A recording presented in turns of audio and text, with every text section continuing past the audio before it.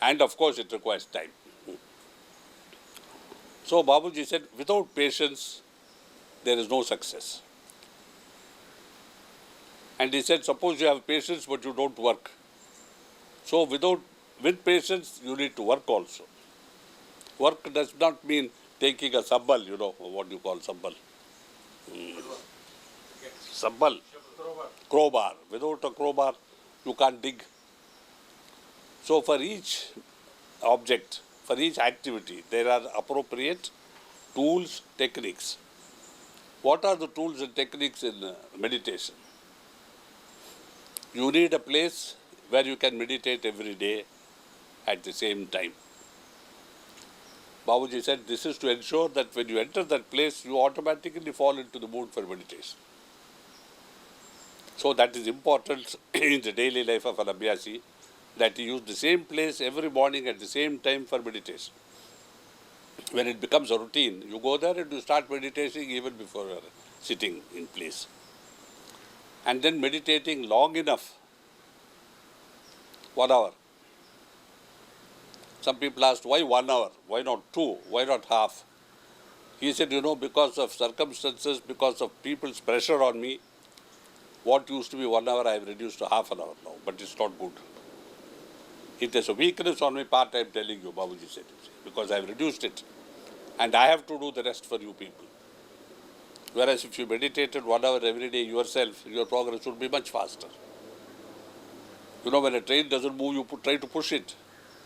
If it moves at 5 miles an hour, you don't push so much, you push less. If it goes at 60 miles, you don't push at all.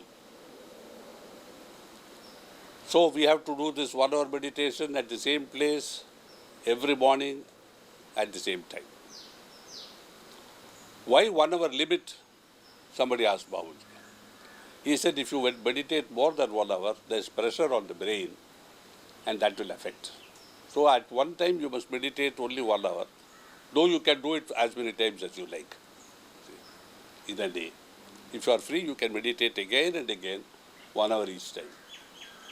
But as a kriya, as a niyam, as a discipline, morning meditation is a must.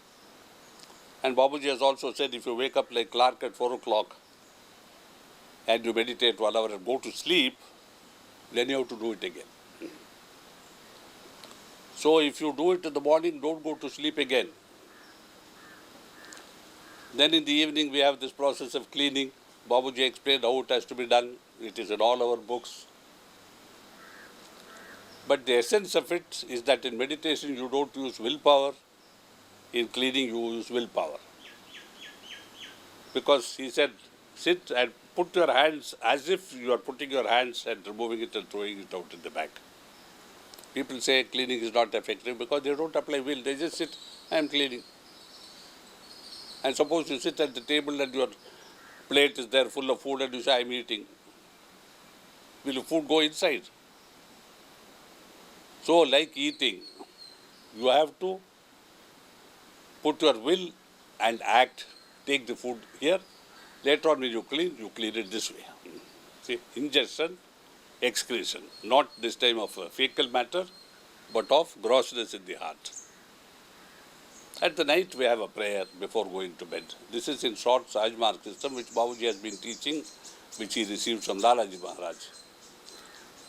Now some people asked him, and I gave him the question, because when you read Truth Eternal, you find Lalaji Maharaj prescribed mantras for some persons. He prescribed temple worship for some people, Homa for some people. I said, Babuji, why have you not accepted these things? He said, in Lalaji's time, this Sahaj Marg was just being introduced. Many people came who had to do these things, at least start. So Lalaji was a little relaxed. He relaxed the rules a bit for them. You said you can do what you like, in the faith that they will leave if you continue to meditate. For those whom it left or for those who were able to leave it, they progress fast. Others stagnate. You see, in this connection, Babuji Maharaj, I asked him once, how long will you continue to assist a person who is disobedient, does not do the practice? is not loyal to you, is not faithful, has no love. He said, I give anybody 3 chances. When 3 chances over, I about turn. These are his words, about turn. After that, he drops you like a brick. So we should not try the master's patience too much and do again and again what we think he will excuse as a mere human weakness, see, whatever it may be. We have to obey the rules. We have to get up at dawn, do our meditation. You know, we have the so-called 10 maxims of Sahaj Marg, Das Niyam, Das Usul, as it was later called, because originally it was 10 commandments, but then he wanted to change it to 10 maxims, because these are not commandments. These are suggestions, advices, awake before dawn, etc., etc., etc. So this is all very easy. Then came a big shock, a revelation to me. When one day somebody said, I am meditating for 20 years, Babuji Maharaj. I am very regular. So on. I said, why this man is not progressing? Are you not in favor of his progress? He said, I am telling you, he is doing all this, but there is no purpose in his meditation. He has forgotten the goal, why he is doing it. It's like a, bull which takes this grinding stone round and round. It does not know why it is doing it. Purposeless. So this man is like that bull, very patient, enduring in his practice, but he has lost the purpose. Meditation must be dynamic. Dynamism. See. That means I must know why I am meditating, what for I am meditating. If most abhyasis who have forgotten this remember it, they would not expect miracles, that somebody would become wealthy, somebody would marry, somebody would have long life, somebody would have children, etc., etc. Because the purpose of meditation is clearly defined. It is my road to achievement of union with the divine. This is the goal of Sahaj Marg. When we remember this, the very act of remembrance makes my window, focus onto this particular goal to the exclusion of everything else. When that window is not remembered, and we are like children, school children looking out of the window without attending to their lessons. We see the bull going, we see the horse galloping, we see the grass growing, cocoa on the tree. And suddenly the teacher asks, Ramo, yes, miss, what are you doing? I have my book, We are like that. We are like less than school children, in fact. In our villages, we see school children walking to the school 3 miles away, 3-4 miles away. They stop to see every pig being, tied up, every cow that is being fed, every buffalo that's washed in a pond. And like this, they go 2 hours late to the school. Evening, they leave. Instead of coming home at 5:30, they come at 7. Throw a stone here, big a mango, or a tamarind if it's the season, or a guava if that is the season. Run from a dog, bump into a bull, We are like that, we are bumping into circumstances. We have no purpose even in our bumps. Everything is casual, purposeless, unplanned. And if we still have successful lives, it is only the effect of past samskaras. Babuji used to emphasize samskara, samskara, samskara. What are samskaras? And what is the difference between karma and samskara, if any? The Hindu, literature speaks of karma as the accumulation of past lives. Sahaj Marg says it is the result of past thoughts and actions. Karma does not include thoughts, it includes only actions. Babuji and Sahaj Marg go one step ahead or many steps ahead and say, thinking brings. And here we find an echo in Shakespeare, you see. Nothing is good or bad, but thinking makes it so. It is not good or bad in itself. Is poison good? As a medicine, yes. As a food, no. Is a needle useful? Good. For sewing, yes. For poking somebody's eye, no. Are rains good? Always, yes. But no, if you are going out on a picnic when people pray like hell to say, Lord, let it not rain tomorrow, we are going on a picnic. Instead of telling that God not to restrain the rain, you should plan your picnic for a day when it will not rain. Human beings have this nature of requesting God to nullify His action so that we may fulfill our action or activity. Whereas the wise man says, I will conform to Him and do what I can when it is permitted for me to do it. Therefore, the marriage vow, therefore, the meeting after the marriage, not before, all these things. Why? Because it's a natural law. But Shariji, isn't it much better to know the man you are going to marry? Yes. But does this also include? No. Why not? Because. Why because? As my grandson used to ask. I said, because. Then it goes on infinitely. Yes, but this is a stupid thing, Charity. It is natural, We eat when we are hungry, don't we? So, like this, we assume that our desires are paramount, important, and need to be fulfilled, and even transcend the laws given to us by our respective religions, which are foolish because they never took into account man's desires. Yes, but does not God know you and say, thou shalt and thou shalt not? But you said, Babuji, in Sahaj Marg there are no do's and don'ts. Babuji said, yes, I did say it and I mean it.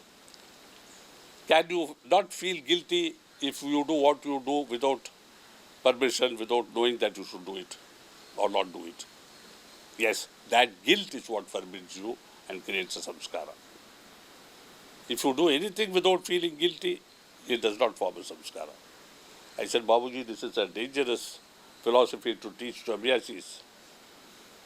Because then they say, oh, I don't feel guilty if I haven't say. Guilty, what for?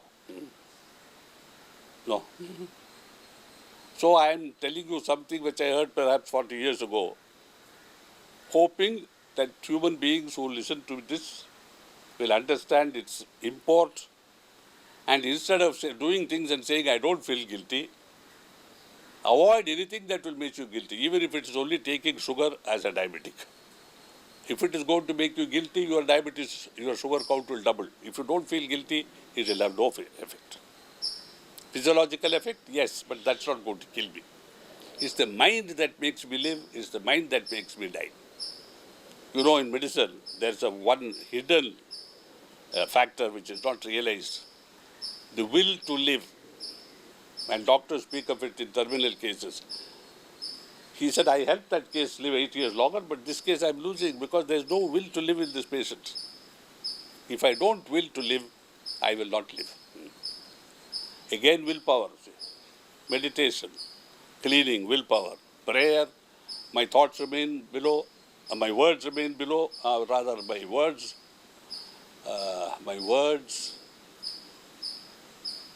fly above, but my thoughts remain below. Words without thoughts never to heaven go.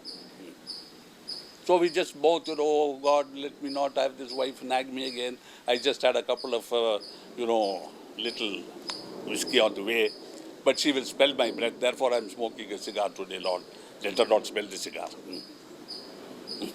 So Lord must interfere into my nasal system, put in a plug invisible, and my wife will hug me and say, honey, you don't smell today. Oh yeah, darling, I only look after you and I only think of you.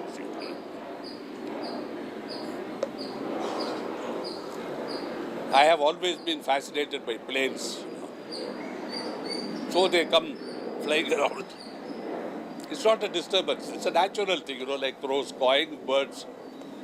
So we let us bear it, put up your volume a bit. And so that is meditation. What is important in meditation is that it must lead to constant remembrance. That upon which I meditate frequently, regularly, will become the object of my continuous thought. Meditation only helps me to establish the thinking of that particular object, in this case my master, so that even when I am not meditating, I am only thinking of him. Therefore, through meditation comes constant remembrance. which is the object of meditation. Meditation does not lead to self-realization, please. Whatever literature may say, whatever other gurus may say, even the Vedas may say. Meditation leads to your ability to concentrate, which makes thinking of that chosen object of your meditation permanent in your heart, constant remembrance. Then that becomes the object which I shall become automatically by His grace.